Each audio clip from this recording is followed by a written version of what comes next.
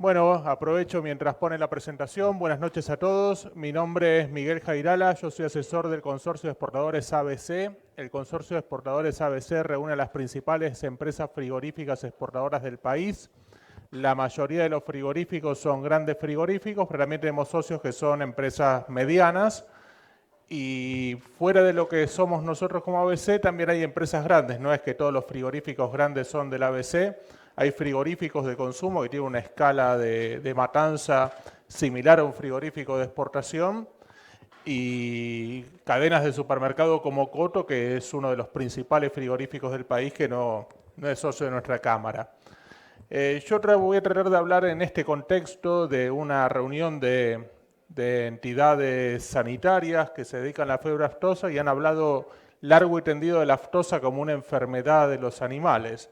Y yo voy a hablar de la aftosa como una barrera paraarancelaria, una cosa que usan algunos países como una medida proteccionista para limitar el acceso a su mercado de los productos cárnicos de abastecedores que en general son más competitivos y más eficientes que ellos para producir carne vacuna u otro tipo de carnes. Hoy, ¿quién nos está usando la aftosa como una barrera no arancelaria? Japón.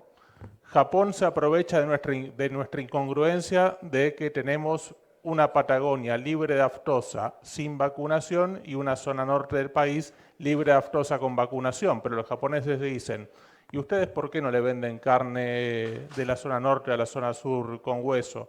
Quiere decir que hay riesgo. Y bueno, nosotros quedamos presos de eso hace varios años.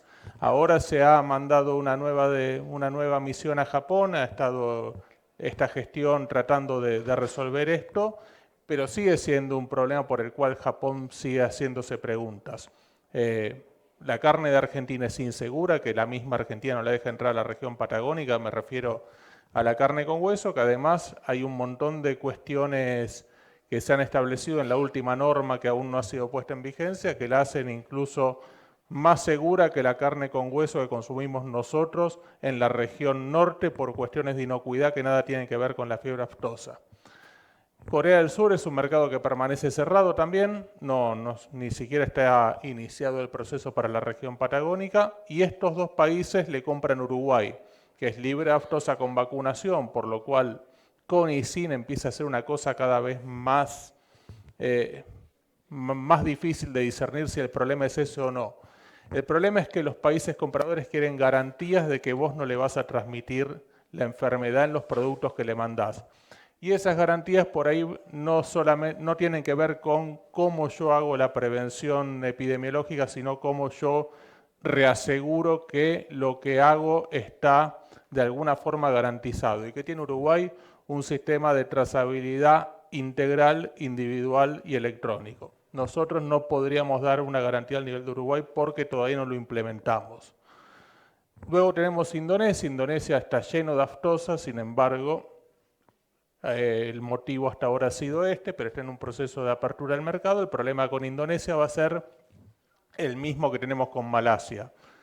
Superado el tema sanitario, hay otras barreras no arancelarias y en el caso de estos países son la exigencia de la certificación halal, un rito halal que es muy exigente en el caso de estos países y que implica que no se pueda matar ningún animal en ese establecimiento que no sea bajo el rito halal, por lo cual te obliga a producir exclusivamente carne bajo rito sanitario religioso, ya sea kosher, que es de alguna forma equivalente en términos de la matanza, o halal. Y finalmente tenemos algunas exclusiones para algunos productos puntuales relacionadas con fiebre aftosa. Por ejemplo, salvo para la región patagónica, Argentina no puede vender carne con hueso a la Unión Europea, ni tampoco menudencias. En el caso de Estados Unidos, México y Canadá la situación es similar, solamente estamos vendiendo carne refrigerada deshuesada. Y en el caso de China aún está pendiente el tema de las menudencias bovinas, que China tiene bastantes exigencias sanitarias respecto a fiebre aftosa, pero en función de un reaseguro, no tanto como una barrera no arancelaria. China quiere estar seguro de que hay fundamento científico y análisis de riesgo, como decían los expositores precedentes, de que no va a haber ningún problema con lo que le vendamos, pero no es que ponga a la aftosa como una barrera. China de última tiene bastantes problemas con esa enfermedad. Y después tenemos todo lo que son las barreras comerciales propiamente dichas. Podemos decir, bueno, resolvemos aftosa y está todo solucionado. No. Argentina pertenece al Mercosur. El Mercosur es el bloque económico de los que han surgido tras la caída del muro de Berlín o en los años precedentes con la consolidación de Occidente, que menos acuerdos de libre comercio ha celebrado. De hecho, creo que no tenemos casi ninguno, salvo algunos testimoniales con los Emiratos Árabes o con Singapur, que no tienen mucha relevancia. Entonces vamos a Unión Europea con un sistema de cuotas mediante el cual Europa regula el comercio, porque el UE-Mercosur aún no está firmado por todos los países. Tenemos nuestra cuota Hilton, que es una cuota que sacamos como compensación del GATT por la política agropecuaria común allá por los años 70, que se fue incrementando a medida de que se iban consolidando contingentes y además se iba incrementando el tamaño de la Unión Europea como bloque económico. Hoy está en 29.389 toneladas, pues nos quedaron 111 asignadas al Reino Unido tras el Brexit. Pagamos una arancel y adentro de esa cuota el 20%. 20% es mucho. Pensemos que en China nuestro principal destino, el arancel es del 12%.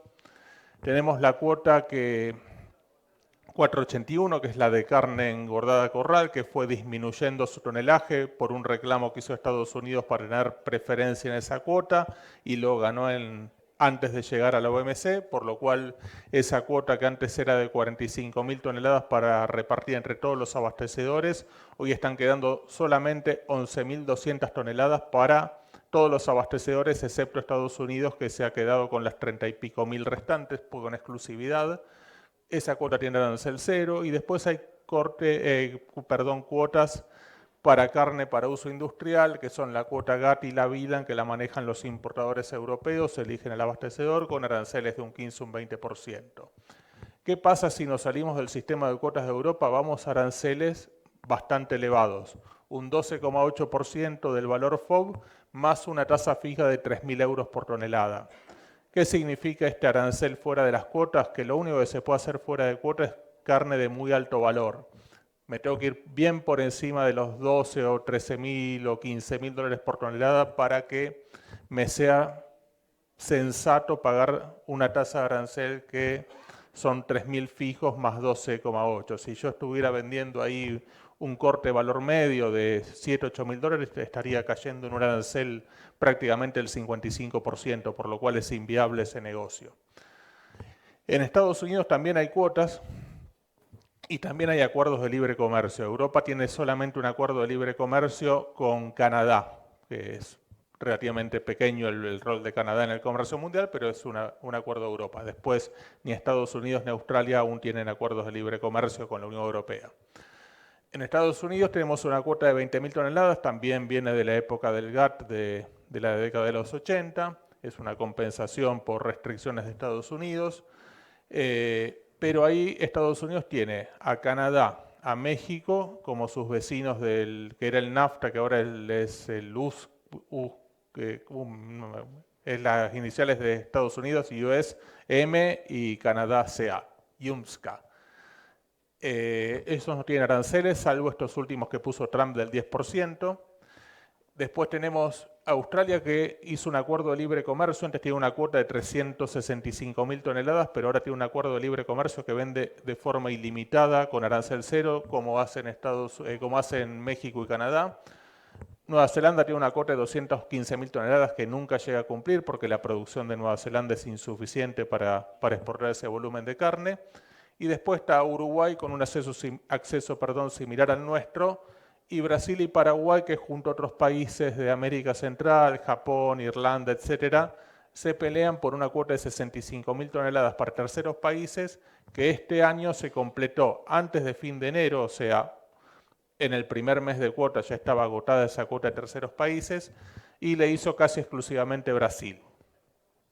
Fuera de cuota estamos pagando un arancel del 26,4% más el regalo de Trump del 10%. O sea, Estados Unidos se volvió en un mercado muy protegido y solamente nos está salvando que los precios en Estados Unidos están muy altos porque la escasez es muy fuerte de materia prima, porque si no sería inviable vender este mercado con estas tasas de aranceles.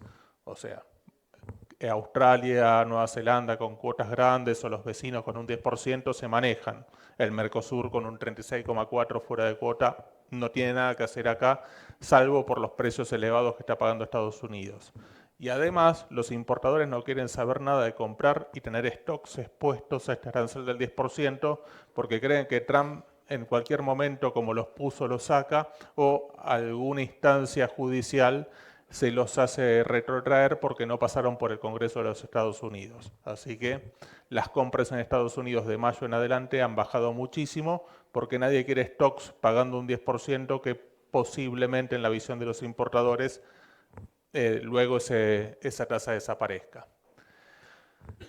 En el caso de China tenemos un arancel del 12%. Pero ¿qué pasa? China tiene un proceso de salvaguarda abierto contra todos los abastecedores de carne vacuna al mercado chino, Brasil, Uruguay, Australia, Estados Unidos, todos, por una denuncia de los ganaderos chinos de que las importaciones han afectado su negocio. Entonces el Ministerio de Comercio de China inició un proceso de salvaguarda, estuvo de visita en Argentina, lo recibimos a través del IPCBA, se usó el IPCBA para pagar todo el estudio de abogados en China y bancar el proceso, porque vos si no mandás un abogado que representa al sector privado, de alguna forma estás diciendo soy culpable sin participar del proceso. Puede ser que el proceso de todas formas termine mal y los chinos tengan ya decidido qué hacer, pero Brasil mandaba a sus representantes legales, a ABIEC, que es la Cámara de Frigoríficos Exportadores de Brasil, el INAC de Uruguay mandaba a sus representantes legales y bueno, Argentina, que estamos en el reino de no hay plata, por lo menos teníamos el Instituto de Carne para solventar esto, que si bien no es un gasto significativo, es bueno para contingencias tener alguna caja, por llamarlo de alguna forma, disponible.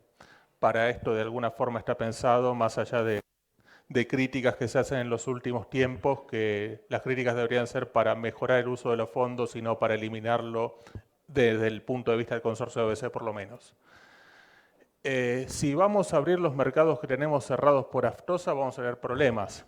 En Japón los aranceles son del 38,5% y en Corea son del 40%. ¿Qué significa? Que Argentina tiene poco que hacer aun cuando solucione el tema de cómo doy garantías de que no voy a mandar algo susceptible de transmitir el virus de fiebre aftosa. ¿Por qué? Por lo que dije antes, el Mercosur nunca se ocupó de tener acceso a mercados para lo que produce el Mercosur. No solamente carne vacuna, podría ser en el caso de Brasil carne aviar, carne porcina, soja y sus derivados, biodiesel, aceites vegetales, etc. El Mercosur no tiene acuerdo para tener un acceso preferencial a ningún mercado interesante para los productos en los cuales es más competitivo. ¿Qué es el único acuerdo comercial que hizo el Mercosur? Se pusieron de acuerdo Argentina y Brasil para tener una industria de autos proteccionista y que no puedan entrar autos de afuera. Todo lo demás fue aranceles altos y poca competencia, ya sea hacia afuera como dentro del bloque. ¿Qué hizo Australia o Chile o cualquiera de los países que avancen acuerdos de libre comercio? Negoció. Australia hoy paga un 8% en lugar del 40% que pagaba hace 15 años en Corea y va a pagar el 0 en 2028. Estados Unidos algo parecido, ya está pagando el 0 el año que viene. Hay cláusulas gatillos que ponen, pero es por encima de determinado volumen que se disparan y es el 50% del arancel, tampoco es todo. En el caso de Japón, Australia tiene el acuerdo de libre comercio transpacífico, el mismo que tiene Chile, por ejemplo, y paga el 21,6%, pero ese acuerdo tiene desgravaciones progresivas y va a pagar el 9% en 2033. Y eso lo mismo aplica para México, Canadá, Estados Unidos y Nueva Zelanda. ¿Qué significa esto?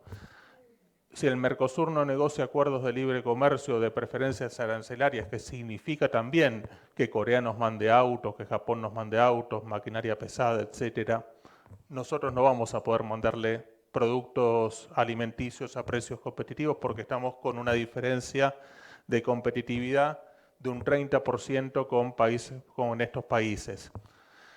Además tenemos otro problema, que es que estamos de alguna forma muy lejos del mundo y eso lo voy a explicar en un ratito. Tuvimos auditorías sanitarias en los últimos, estas son los últimos 2 años, ¿no? Desde 2022 que se reanudaron después de la pandemia, hasta la última que fue la de China que comentó la gente del SENASA hace un ratito. Tuvimos una de subproductos Unión Europea que hubo varias observaciones, una de Perú para ampliar el protocolo sanitario, que esa no hubo inconvenientes, una de Filipinas que se abrió el mercado para todas las carnes, para las 3 principales, aviar, porcina, y se restableció la habilitación para bovinos, con la incorporación de carne con hueso y de menudencias. Eso, la verdad que tuvimos una muy buena auditoría en el caso de Filipinas y se está empezando a hacer negocios con este mercado. Tuvimos una para subproductos de Chile, que son pocas fábricas, pero pasó también el año pasado.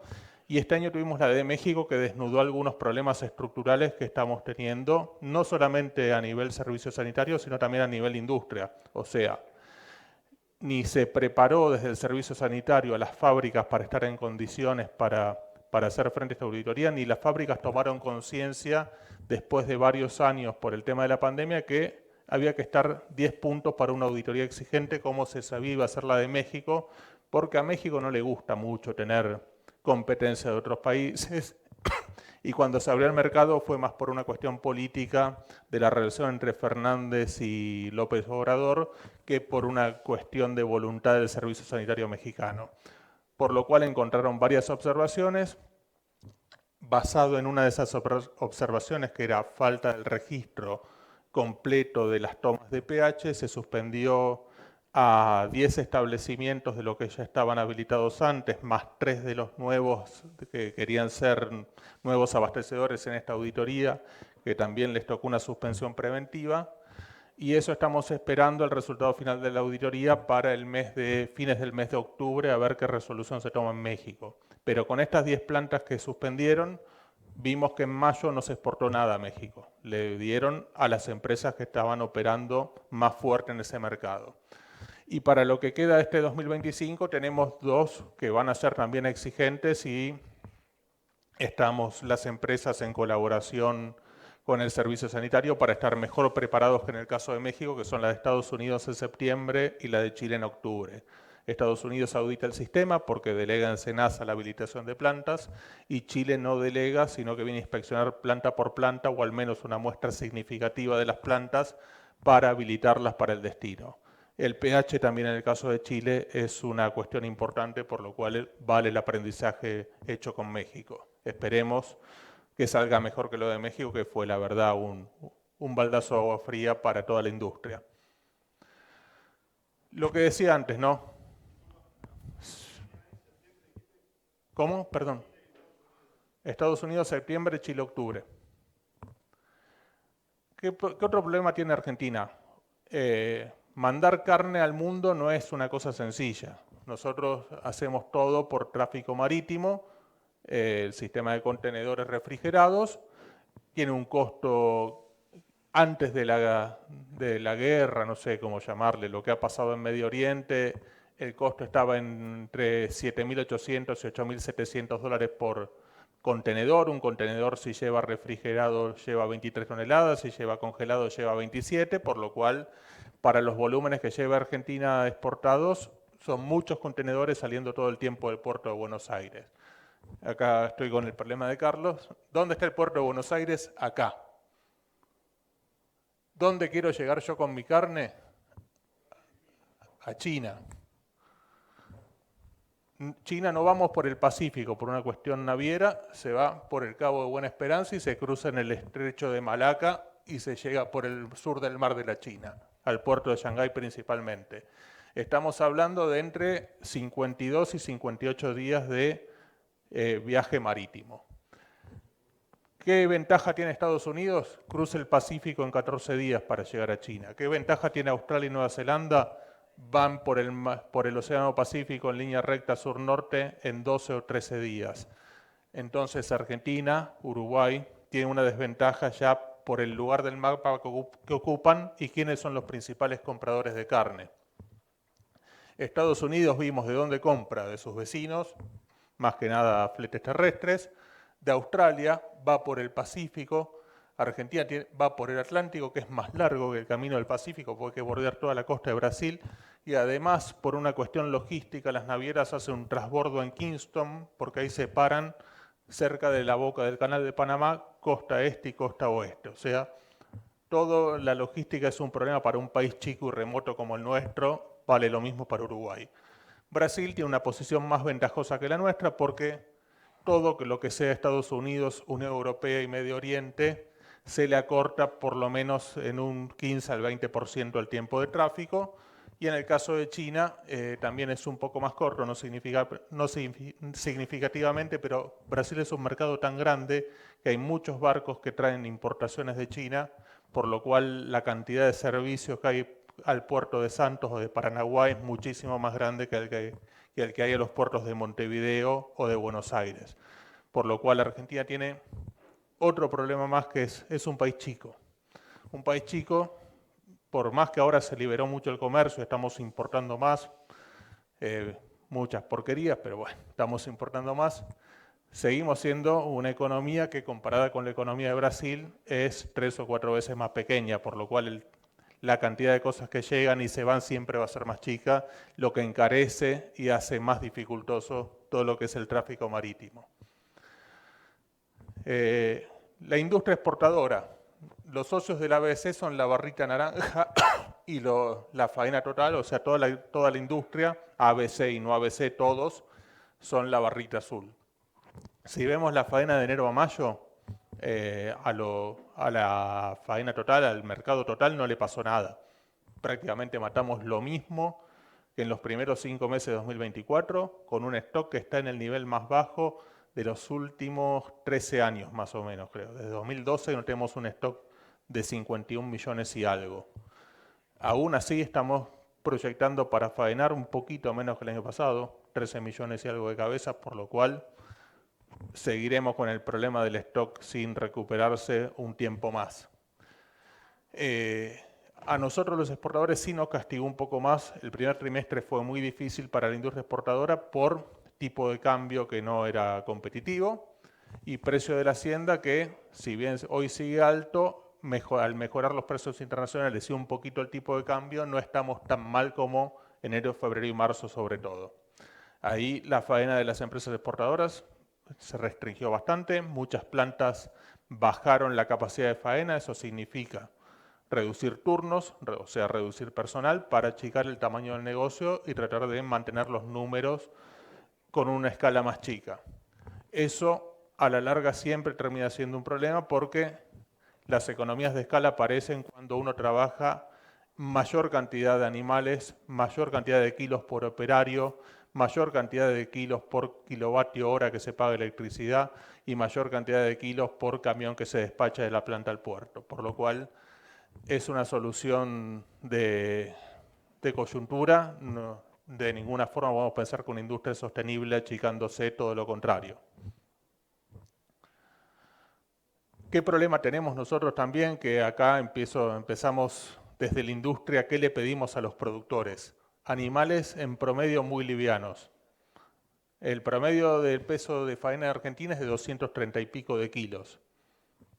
Incluso este año estamos mejor que varios de los años anteriores, salvo el 2022. Pero de todos modos, si nos comparamos con Uruguay, que está en 280 kilos, estamos muy atrás. Si nos comparamos con Brasil, que está en 265 kilos, aún con razas que no son las más aptas para producir animales gordos como las que tenemos nosotros, las británicas, también estamos muy atrás. Ni hablar con Australia, que está arriba de 300 kilos, o Estados Unidos, que está cerca de 400. Eso no es simplemente una queja de la industria por quejarse de algo, sino que afecta lo que es la capacidad de pagar más, porque si los productores, perdón por decir si los productores enviaran animales más pesados, de 280 kilos como los que recibe una planta en Uruguay, nosotros tenemos que pagar el mismo salario, porque el salario se paga por hora, no por la cantidad de kilos que procesa el empleado. Entonces, el costo por kilo producido de la mano de obra baja.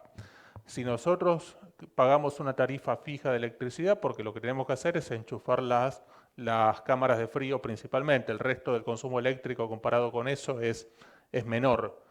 Pero si los ganchos tienen 280 kilos en lugar de 240, 250 kilos, el costo por kilo de electricidad es más bajo. Si nosotros llevamos los furgones para procesar o distribuir, y esos ganchos que van en los furgones tienen más kilos de carne, el costo del combustible logística por kilo de carne baja. ¿Qué significa eso? Que por ahí el poder de compra de la industria mejora porque diluye otros costos operativos. Entonces, un novillo que por ahí hoy lo pagamos $4,90, que para nosotros es carísimo, y no es culpa del productor, es culpa del tipo de cambio. Vamos a dejarlo clarito eso. Para el productor los $4,90 por ahí le rinden menos que los $3,50 que cobraba en otro momento de la historia. La vida es cara también para todos acá. Pero nosotros podríamos ser más eficientes con más kilos en cada gancho, diluyendo otros costos industriales, poniendo la competitividad en hora hombre pagada y en kilovatio hora pagado de energía, más a la par de lo que es Brasil y Uruguay. Eso nos permitiría de alguna forma poder derivar parte de esa plata en un contexto de escasez como estamos ahora. O sea, ¿por qué se paga cara el novillo? Porque no hay. Si sobran los novillos no valdría lo que vale. Eso es clarísimo. Como pasa, por ejemplo, lo ven también ustedes del lado de la producción, en esta época hay mucha vaca. ¿Qué pasa con la vaca? No vale. ¿Qué va a pasar en octubre cuando haya menos vaca? Va a valer. Es así, es simple. Se paga porque no hay. Pero la idea es que consigamos más negocios, abramos más mercados y necesitemos más novillos, no achicarnos sino agrandarnos juntos, pero hay pequeños detalles de productividad que nos afectan a nosotros como empresas frigoríficas, que por ahí el productor no los ve, pero que podrían incrementarle también la capacidad de compra en la industria porque estaría gastando menos plata, por decirlo de alguna forma, en otros costos industriales. Acá está qué pagamos nosotros, $4,90 un novillo. ¿Es caro? ¿Es barato? No importa. Si se paga es porque algún negocio se hace. Si no, el frigorífico diría no lo compro. ¿Qué significa esto? No lo compro. Si no me cubre ni siquiera el costo fijo, no lo compro. Pero si el variable me da y el fijo por ahí pierdo un poco en el fijo, si no voy a cerrar lo tengo que mantener. O sea, el costo de la industria son las máquinas que están puestas en un lugar. Eso se paga igual salvo que cierre. Entonces, cuando el variable da, se paga. Hoy, ¿por qué da el variable? Porque los precios en Europa son de $17.000 por tonelada en un Hilton, porque se ha hecho un negocio con Israel, que espero que la guerra esta se termine rápido, de $9.500, que es un buen número, porque Estados Unidos está pagando la manufactura en cuota $8.900 y fuera de cuota $6.500, $6.600. Entonces, con estos precios internacionales, algunos números que no daban hace 6 meses hoy dan, aunque por ahí el novillo en dólares valga lo mismo. ¿Hoy está desfasado? No, yo sí les traía este gráfico hace unos meses, era Argentina arriba como Estados Unidos y todo el Mercosur más abajo. En Uruguay pasa lo mismo, hay buenos precios internacionales y la industria en Uruguay está pagando también caro el novillo. En Brasil de a poco está levantando, lo que pasa en Brasil hay mucha oferta y el novillo es abundante. Si estuviera en un contexto de escasez como nosotros, estaría el precio bastante más arriba. Y después tenemos Australia, que está en una época de abundancia. O sea, Australia estuvo muy caro mucho tiempo en los años de pandemia, después se recuperó con unos años de llovedores, de la crisis que había tenido en el stock, y hoy tiene una oferta de ganado abundante y por eso es incluso más bajo el costo del ganado en Australia que en el Mercosur, en algunos países del Mercosur. ¿Cómo están las exportaciones en volumen? Ya voy haciendo un poquito más rápido para no tenerlos hasta cualquier hora.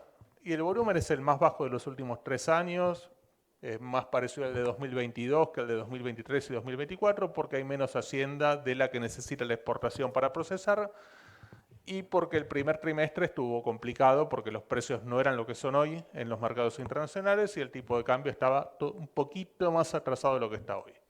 Hoy con la liberación, en lugar de estar en 1020, 1030 como estábamos hasta fines de marzo, antes de la unificación cambiaria, estamos cerca de 1100. Es un 6-7%, pero por ahí es la diferencia entre perder y ganar, porque estamos con una industria que no es la misma industria que 2023. En 2023 vos comprabas para hacer un negocio en julio, digamos, lo cargabas en septiembre, lo cobrabas cuando llegaba al puerto chino en noviembre y te encontrás que vos hiciste el negocio, porque se hacía mucho al dólar blue, no vamos a mentir acá, ¿no? Vos te encontrás con que hacías un negocio con un costo medido con un dólar de 400, 500 o 600 y terminabas la rueda del negocio con un dólar de 800, 900 o 1000 y te cerraba todo. Podía ser el más inútil del mundo procesando carne en un frigorífico, ganabas plata igual. Lo mismo con la inflación. Vos tenías sueldos que venían siempre atrás de inflación, o sea, pues la paritaria siempre corrige con demora. Entonces, nosotros pagamos sueldos que era una vergüenza a veces en el último mes que teníamos negociado y después había que pegarle un saque de un 30 o 40% en los siguientes meses. Pero ese costo industrial del mes que vos lo tenías el último negociado era un chiste. Bueno, hoy tenemos una economía que nada que ver con eso, por suerte. El dólar está estable, fluctúa entre variables bastante predecibles, la inflación está a la baja, por lo cual los acuerdos paritarios que antes eran 10, 15, 20 por mes, ahora son 2, 1, 2,5. Todo es más previsible desde el punto de vista de los costos. Entonces ahora ya no podés ser un inútil procesando carne, ahora tenés que ser eficiente.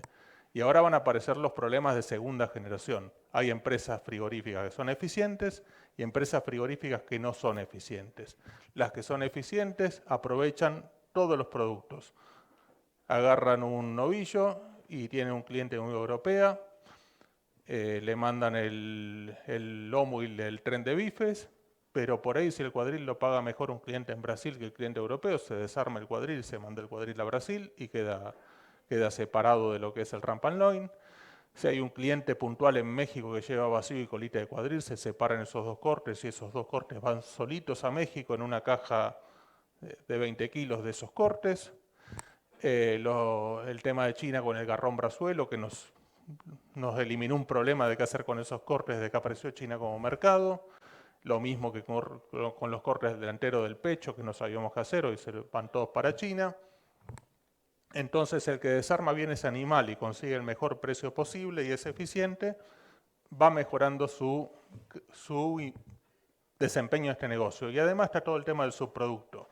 El frigorífico no aprovecha todos los huesos, toda la grasa, todas las menudencias, toda la sangre y todo el cuero, ya sea como cuero o como con una planta para producir colágeno, no está aprovechando todo lo que paga por ese animal, cosa que pasa mucho en el consumo, o sea, ustedes ven que en el consumo todo el tema de subproductos está subaprovechado.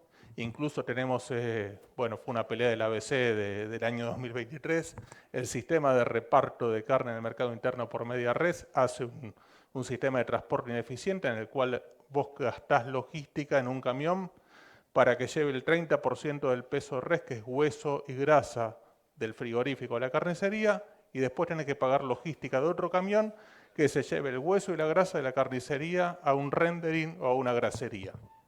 Cosas que pasan en Argentina, pero en una economía ordenada y donde los márgenes de ganancia son del 1 o el 2% y no del 10 o el 15, o si me sale bien la timba con la devaluación del 30 o el 40, se tienen que empezar a mirar. El número va a ser cada vez más chico y la escala va a empezar a dominar lo que es ser exitoso en este negocio. Del otro lado tenemos los ingresos por dólares, los mejores precios de los últimos meses se empiezan a reflejar, estamos con volúmenes mucho más chicos, capturando la misma cantidad de dólares de facturación por exportaciones de carne que en el año pasado, cuando se exportaba prácticamente un 20% más que ahora. O sea, la facturación no está cediendo, sí está cediendo los volúmenes exportados y están cediendo en un mercado bastante puntual que ahora lo vemos. Estos son los precios, estamos casi en los precios de 2022, que fueron los mejores de los últimos años, por lo menos desde la salida de la pandemia. El pico anterior había sido en 2019, exclusivamente por China. Todos los demás mercados en 2019 no estaban bien, pero China, por el tema peste porcina africana, pagaba mucho. Hoy tenemos buenos precios en congelado, que es China, Estados Unidos e Israel los principales destinos, en enfriado, que es Unión Europea el principal destino, y lo de abajo son la carne con hueso a China, pero está en el gráfico, pero es prácticamente irrelevante. Se dice que China está comprando menos carne porque Argentina le compra menos carne. solamente Argentina le está comprando menos carne y a Uruguay. Veíamos qué pasa con con Argentina y Uruguay. Tienen el problema del costo de la materia prima más alta de Sudamérica. China se abastece principalmente de Sudamérica y Brasil es más competitivo. En China se vende un commodity. Acá en China no importa la calidad o importa poco. Por supuesto que hay nichos de carne de calidad. Esos nichos de carne de calidad pagan muy bien la carne, pero hasta hoy pagan carne de Estados Unidos y de Australia, no de Argentina. ¿Qué problema tiene Argentina? Recuerden la diapositiva del mapa del globo. Les dije que nosotros tardamos casi 2 meses en llegar a China con un barco. Se consume la vida útil del producto enfriado, que es el producto de alta calidad. Hoy hay tecnología, me comenta Gerardo Leota, mi compañero de oficina, que es la irradiación para estirar la vida útil de la carne, pero todavía no está aprobada en la Argentina para lo que es carne vacuna en lo que es el SENASA, ¿no? No tiene aprobada la metodología.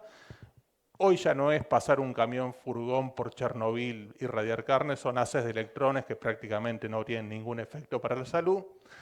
Tiene que ser un procedimiento controlado y está aprobado por el Código Alimentario Argentino. Cada vez que se comen una pera o una manzana se están comiendo un producto irradiado y no se dan cuenta. Pero bueno, si se permitiera esta tecnología para carne vacuna y si sean los estudios científicos para garantizarle al comprador que la vida útil ya no es 90 o 120 días, sino 180 días, podríamos ingresar con carne enfriada usando flete marítimo en el mercado chino, y lo que sería un salto de calidad para nuestras exportaciones a China. Pero hoy estamos muy limitados al congelado por una cuestión logística que no nos da la vida útil para llevar con el producto top a China, cosa que sí pueden hacer Australia y Estados Unidos por estar mucho más cerca del mercado de destino. China no está comprando menos, está comprándole a los que son competitivos. Hoy los competitivos son Australia y Brasil y no Argentina y Uruguay. Pero China está comprando un 2 o un 3% más que en los primeros 5 meses del año 2024. Y Estados Unidos es el que está revolucionando este año el mercado de carnes, por lo menos hasta el tema de los aranceles de Trump, que ralentizó un poco la operatoria desde mayo en adelante. Australia es el principal proveedor de Estados Unidos, crece un 32% en el año. Crece un 32% de una base de más de 100.000 toneladas en 4 meses, que son un poquito más de 100.000 toneladas por mes, a un número que ya estamos hablando de 120 son 40 por mes a 60 por mes, más o menos. Canadá está abajo. Canadá tiene un problema similar al de Estados Unidos. Cuando el ciclo ganadero en Estados Unidos va para un lado, en Canadá va para el mismo lado, por lo cual si hay escasez en Estados Unidos, hay escasez en Canadá y viceversa. Tienen el mismo clima, las mismas razas, el mismo sistema de alimentación y de cría, todo parecido. Nueva Zelanda también crece moderadamente, México también. Ahora en México tiene algunos problemitas sanitarios con una cosa que se llama el gusano barrenador, que si son todos veterinarios lo sabrán mejor que yo qué efectos causa. Y acá el boom es Brasil. Brasil, que entró al mercado de Estados Unidos a fines de 2023, ya en 2024 le metió más de 300.000 toneladas, con una cuota de 65.000 toneladas compartida. Brasil hace casi todo fuera de cuota, o sea, pagando un arancel del 26%, súper competitivo Brasil, y aumentó prácticamente en 100.000 toneladas sus exportaciones comparando los primeros 4 meses de los últimos 2 años. Y a Argentina le cuesta mucho más salir de la cuota. A Argentina le falta esa cosa que tienen los brasileros de comerse el mundo, y quizás sea también porque Argentina tiene menos empresas grandes. Por ahí una empresa grande va a desafiar un mercado y jugársela fuera de cuota, y una empresa chica le cuesta más, y por ahí lo que nos faltó a nosotros por no sé cuántos años de política que no fueron proactivas para el sector. O sea, ni hablar del kirchnerismo, ¿no? Es una cosa más larga. Antes del kirchnerismo tuvimos 10 años de convertibilidad con un tipo de cambio que desalentaba las exportaciones. Después tuvimos la crisis de 2001, después tuvimos 2 años de kirchnerismo con el cuento de la mesa de los argentinos. Después tuvimos 4 años de Macri, de los cuales 2 sirvieron y 2 no sirvieron, porque los 2 primeros, que estaba un poquito ordenado el gobierno, el tipo de cambio era para que la gente viaje a Miami, y los 2 que nos sirvieron, la economía se empezó a caer a pedazos, pero el tipo de cambio era competitivo. Y después vino la pandemia con Alberto Fernández, que fue la frutilla del postre, según elijan el orden. En todos esos años en el que el mundo desarrolló empresas transnacionales competitivas, sobre todo Brasil desarrolló 3 monstruos, Marfrig, JBS y Minerva, que parte de esas empresas tienen participación acá en la Argentina. Argentina no pudo desarrollar una empresa fuerte que trascienda a la Argentina. Quizás si hubiesen generado condiciones en los 90, había empresarios argentinos, Constantini, Oliva Funes, que podrían haber tenido esa vocación de ser transnacionales como fueron los empresarios brasileños a los cuales se le dieron todas las posibilidades en Brasil para hacerlo, créditos, no joder con el mercado, dejarlos exportar, dejarlos trabajar en el mercado local. Hoy esas empresas tienen plantas de faena en Brasil, JBS tiene plantas de faena que hacen 4.500 animales por día. Nuestra planta más grande hace 2.200, que es la de Suifa en Rosario. O sea, estamos hablando del doble de capacidad industrial instalada en las plantas nuevas de JBS en Brasil. Esas empresas después dieron el salto, compraron empresas en Estados Unidos. JBS, que es una empresa brasileña, es el frigorífico número 2 de Estados Unidos, después de Cargill. Superó a Tyson Foods, que es un frigorífico tradicional de los Estados Unidos. El cuarto es National Beef, que es una empresa de Marfrig, una empresa brasileña. También tienen empresas compradas en Australia. Y ahora está Minerva tratando de dar ese salto y acercarse a lo que fueron los líderes de la década pasada, JBS y Marfrig. Tienen esas empresas y Argentina se privó de tenerlas por las políticas que todos conocemos. O sea, podemos tener mucho desarrollo todavía, mucha calidad, las mejores carnes Angus, etcétera, pero no dejamos crecer nuestras empresas y transnacionalizarlas, y hoy eso nos va a complicar ser agresivos en los mercados. Por eso vemos lo que hace Uruguay con dominio de las empresas brasileras en lo que es la actividad frigorífica en Uruguay, ni hablar lo que hace Brasil, y lo que le cuesta a Argentina crecer en el mercado más importante del mundo, importador de carnes, que si bien en volumen es más chico que China, el negocio más importante de procesamiento de carne para industria es por lejos Estados Unidos. Ya voy cerrando, así no me mata José. Nosotros caímos en las exportaciones a China, estos son los primeros 5 meses del año, porque todo lo demás se mantuvo más o menos estable. ¿Por qué caímos? Por un problema de competitividad básicamente. Eso hizo que menos empresas se dediquen a abastecer el mercado chino, primero. Y las empresas que siguieron abasteciendo el mercado chino lo hacen tratando de diversificar los riesgos, exponiéndose menos y buscando destinos alternativos. Eso hizo que China, que sigue siendo el principal mercado, haya caído considerablemente, cerca de un 40% en los primeros meses del año. Porque Europa crecimos, cuota Hilton de 17.000 toneladas, un contenedor arriba de otro. Cuando pensamos que no cumplíamos la Hilton, se empezó a hacer con rueda porque hasta daba el número para hacerla con rueda.